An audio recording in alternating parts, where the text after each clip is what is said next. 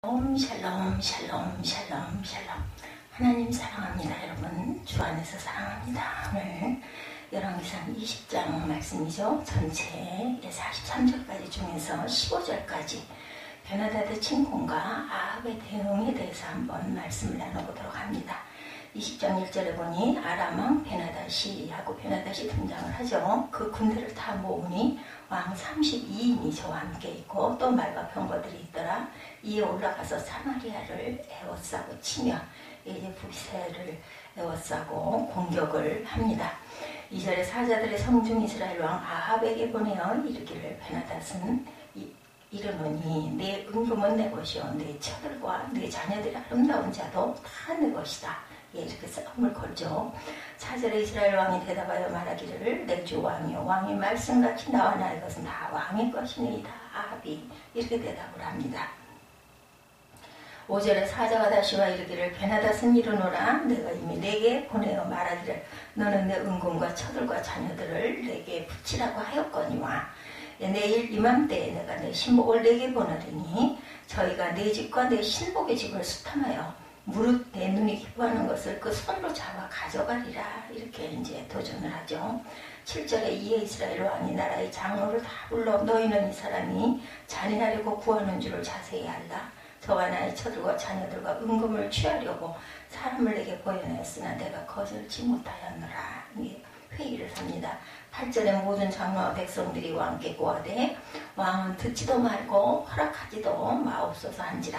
그러므로 왕이 베나닷의 사자에게 이르러 이르되 너희는 내 주 왕께 고하기를 왕이 처음에 보내어 종에게 고하신 것은 내가 너 그대로 하려니와 이것은 내가 할 수 없나이다 하라. 사자들이 돌아가서 그대로 고하죠. 10절에 베나닷이 다시 저에게 보내어 이르되 사마리아에 부스러진 것이 나를 쫓는 백성이 무리의 손에 채우기에 족할 것 같으면 신들이 내게 벌을 내림이 마땅하니라. 하나의 부스러진 것 한 조각까지도 11절에 이스라엘 왕이 대답하여 그러되 갑옷 입은 자가 갑옷 벗는 것자같이 자랑하지 못할 것이라 하라라는 말합니다. 베나닷이 왕들과 장막에서 마시다 이 말을 듣고 그 신복에게 이르되 너희는 진을 베풀 다음에 곧 성을 향하여 진을 베푼입니다. 네, 싸움이 시작이 되죠. 13절에 한 선지자가 이스라엘 왕 아합에게 나아가 이르되 여호와의 말씀이 네가 이 큰 무리를 보느냐 내가 오늘 저희를 내 손에 붙이리니 너는 내가 야훼인 줄 알라 하리라 하셨나이다. 하나님께서 그 무리를 내 손에 붙여주겠다라고 하셨습니다. 선지자가 말합니다.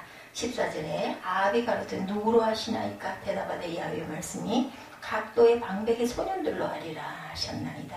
소년들 아합이 가로되 누가 싸움을 시작하리이까 대답하되 왕이나이다. 왕이 싸움을 시작해야 된다. 15절에 아합이 각도의 방백의 소년들을 계수하니 232인이요 232명의 소년들이 있었어요. 그 외에 모든 백성 곧 이스라엘의 모든 자손을 계수하니 7,000인이었더라. 7,000명이죠.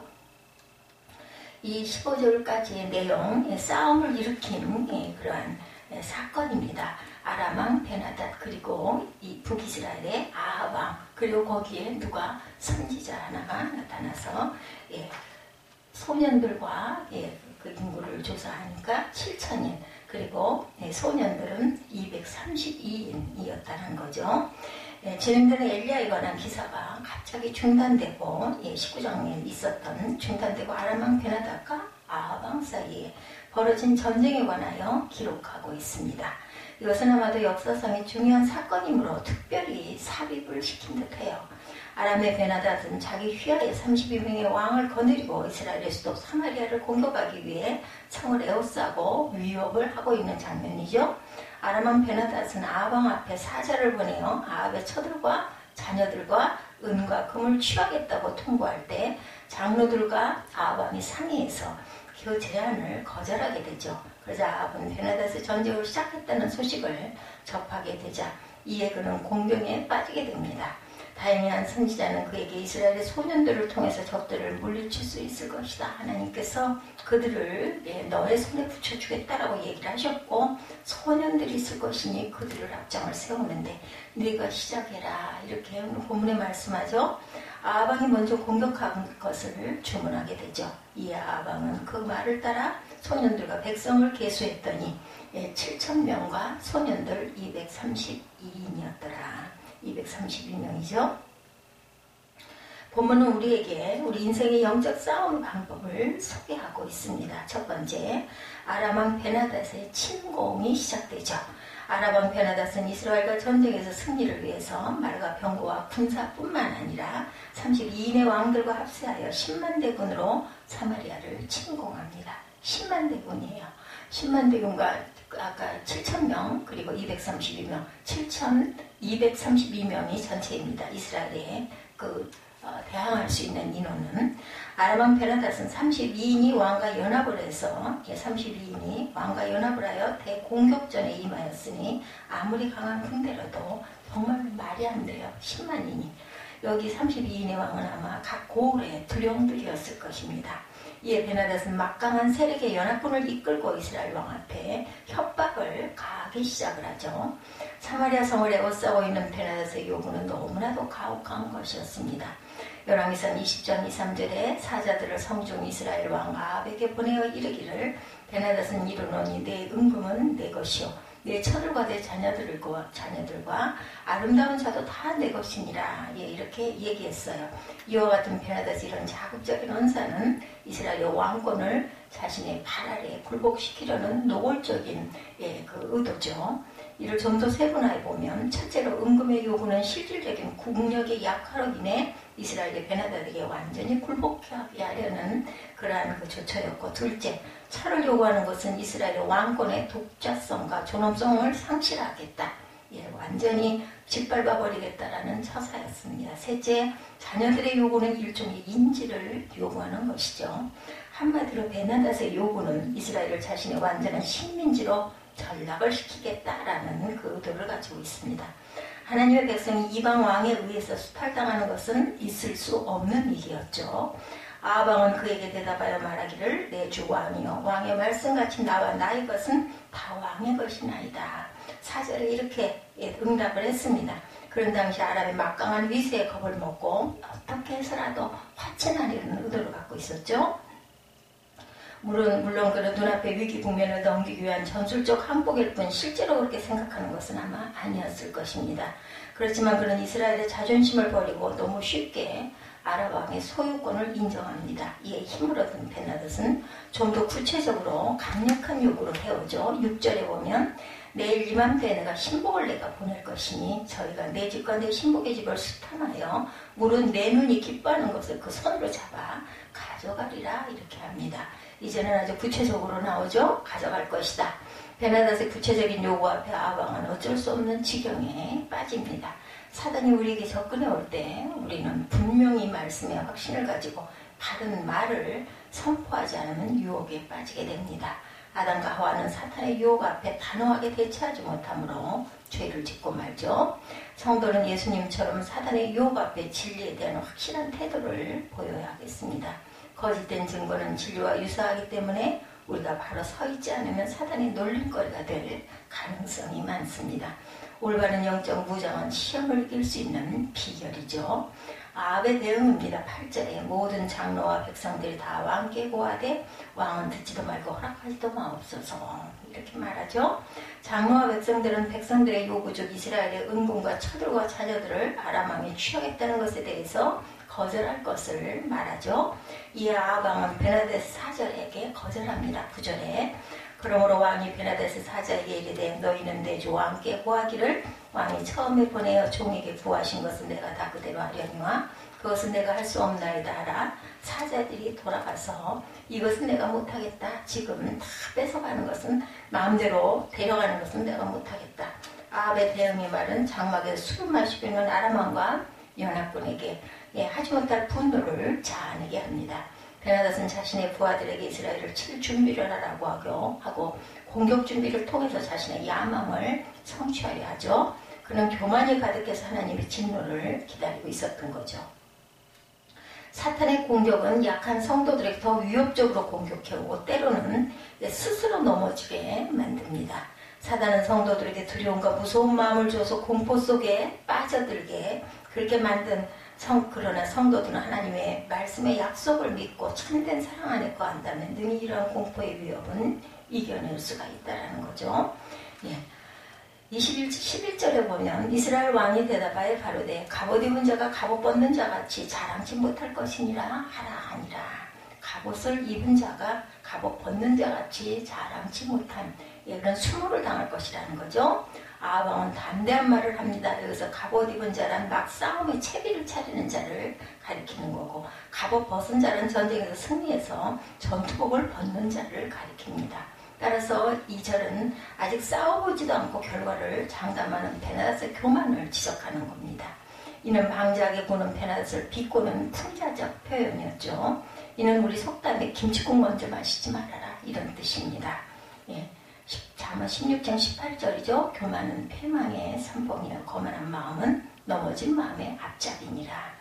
예레미야 50장 32절에도 교만한 자가 걸려 넘어지겠고 그를 일으킬 자가 없을 것이며 내가 그 성읍들의 불을 놓으리니 그 사면에 있는 것이 다 살라지리라. 이런 뜻을 갖고 있습니다. 또한 우리는 다니엘과 세 친구의 신앙을 기억하죠. 그들은 느부갓네살 왕의 위협과 무서운 형벌 앞에서도 굴하지 않고 뜨거운 풀무불에 들어갈 각오를 하고 끝까지 신앙을 사수해서 믿음의 승리자가 되었습니다. 다니엘 3장 16절에서 18절에 보면 사드락과 메삭과 아벳느고가 왕에게 대답하여 가로되 느부갓네살이여 우리가 이 일에 대하여 왕에게 대답할 필요가 없나이다.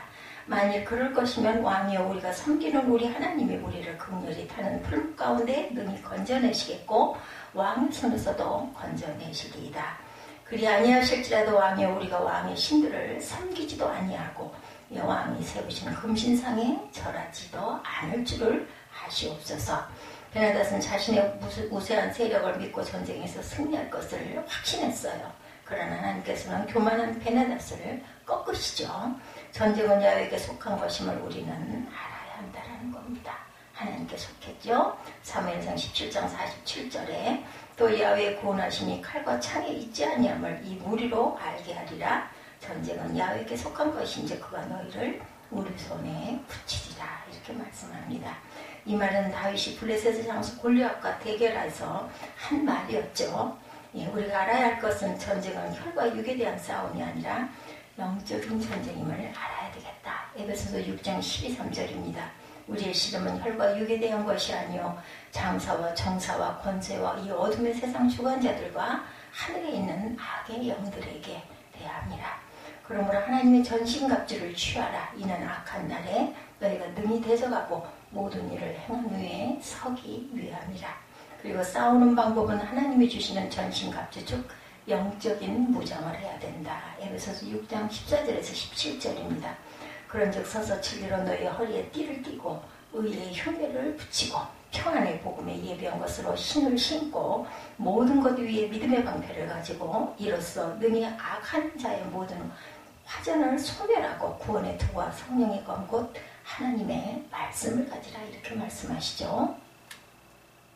여호와의 말씀입니다. 아합은 하나님께 많은 것을 약속하고도 아무것도 수행하지 않았어요. 사실 그는 악한 왕이었었죠.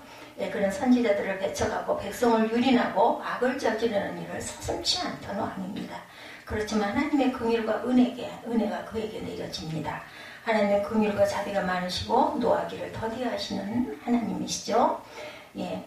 그 요엘 2장 13절입니다. 너희는 옷을 찢지 말고 마음을 찢고 너희 하나님 야훼께로 돌아올지어다. 그는 은혜로우시며 자비로우시며 노하기를 더디하시며 이내가 크시사 뜻을 돌이켜 재앙을 내리지 아니하시나니. 이렇게 말씀합니다.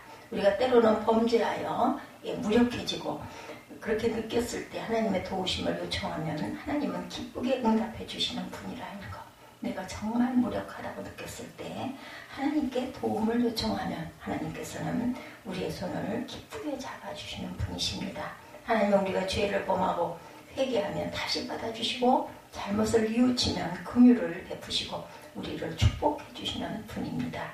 요한일서 1장 9절입니다. 만일 우리가 우리 죄를 자백하면 저는 미쁘시고 의로우사 우리 죄를 사하시며 모든 불의에서 우리를 깨끗하게 하실 것이요.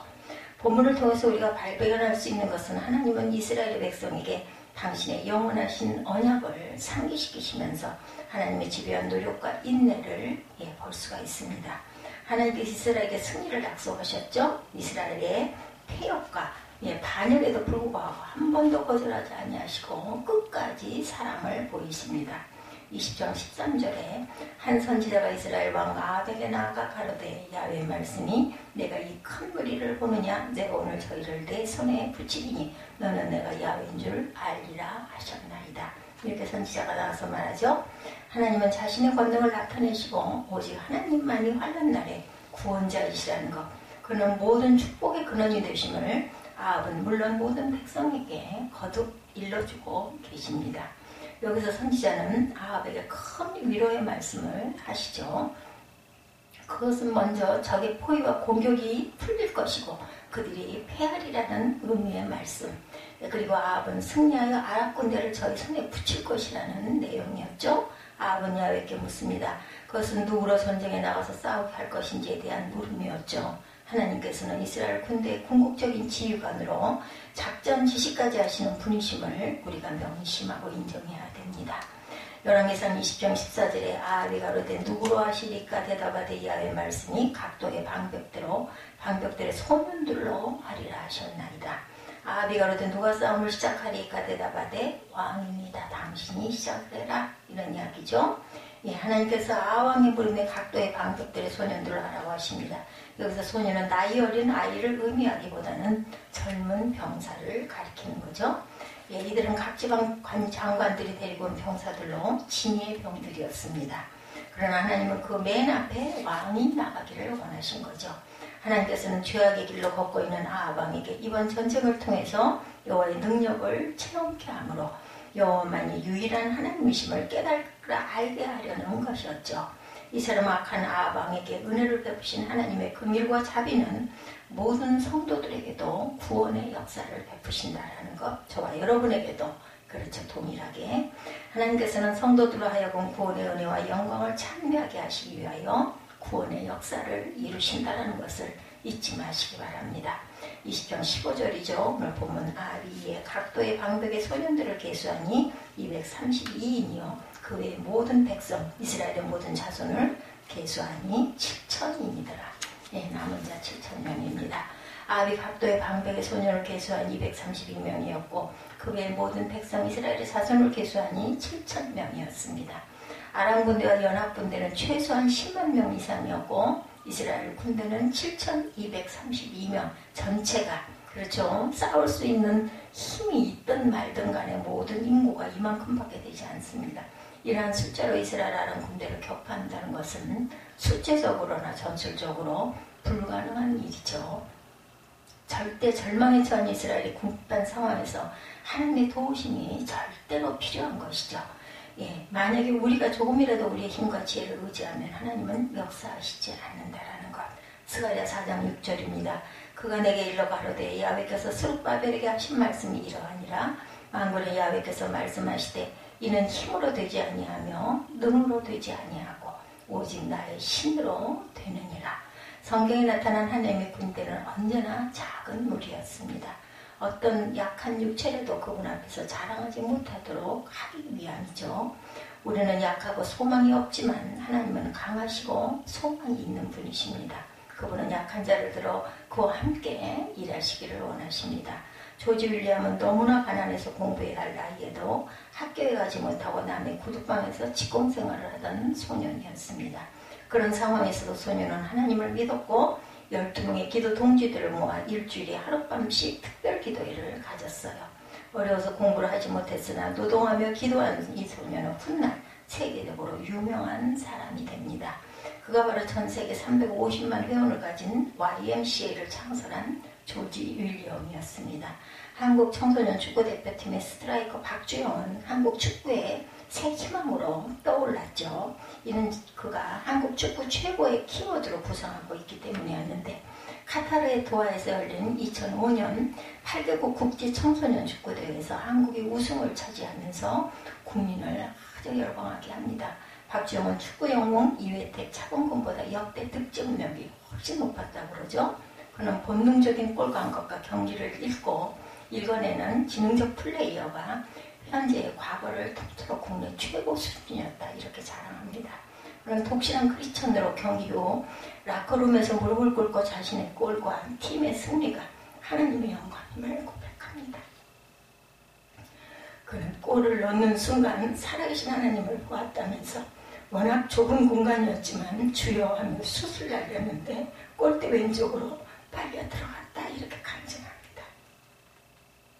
또 경기 전날 대구 어머니로부터 주여 하나님께서 이끄실 거니 마음 편하게 경기에 임해라라는 전화 음성을 듣고 큰 위안을 얻었다면서 갈수록 하나님께 향한 사랑과 믿음이 부풀어 오른다라고 전했습니다.